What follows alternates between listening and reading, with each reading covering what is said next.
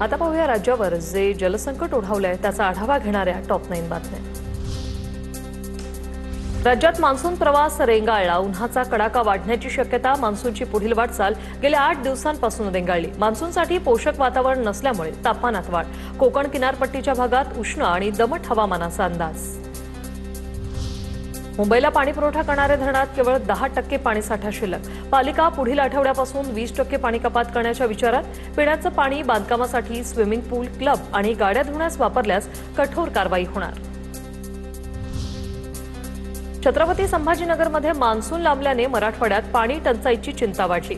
जायकवाडीचं पाणी पिण्यासाठी राखीव ठेवण्याचा निर्णय। मराठवाड्यातील 11 मोठ्या धरणात सध्या 38.80% पाणीसाठा उपलब्ध।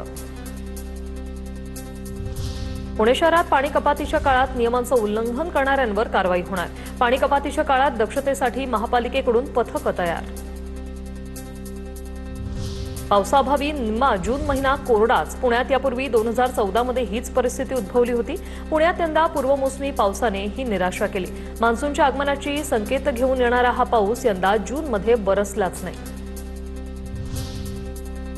अंबरनाथला पाणी पुरवठा करणारं चिखलोली धरण आटलं। अंबरनाथ शहरात आठवड्यातून 3 दिवस पाणी कपात। महाराष्ट्र जीवन प्राधिकरणाने जारी केली सूचना। भंडाऱ्यात महाराष्ट्र आणि मध्य प्रदेश सीमेवरील बावनथडी धरणात केवळ 13% पाणीसाठा शिल्लक। धरणाच्या पाण्यावर अवलंबून शेतकऱ्यांची चिंता वाढली। तुमसर आणि मोहाडी तालुक्यात सिंचनाचा मोठा प्रश्न।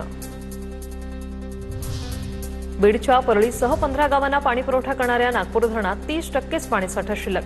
पाणी कमी असतानाही हजारोंच्या संख्येने अवैध विद्युत पंपाद्वारे शेतकऱ्याचा धरणातून पाणी उपसा सुरूच। कारवाई करण्याची मागणी। पावसाअभावी भाताची रोपं करपण्याच्या भीतीने कोकणात शेतकऱ्यांची धडपड सुरू। शेतकऱ्यांवर पंपाच्या सहाय्याने रोपांना पाणी घालण्याची वेळ। पावसाने दडी मारल्याने भाताची रोपं करपण्याची भीती।